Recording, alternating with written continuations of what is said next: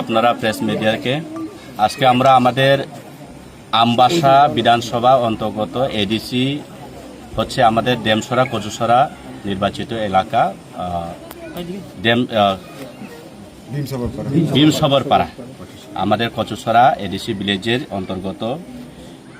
এখানে আমরা আগামী ভিলেজ কাউন্সিল নির্বাচনকে সামনে রেখেই আজকে আমরা এখানে একটা সভা করেছি। এই সভায় প্রায় 49 পরিবারের 156 ভোটার মহারাজা টিপ্রামথাকে ওনারা স্বীকার করে নিয়েছেন এবং আজকে এখানে সমর্থন করছেন।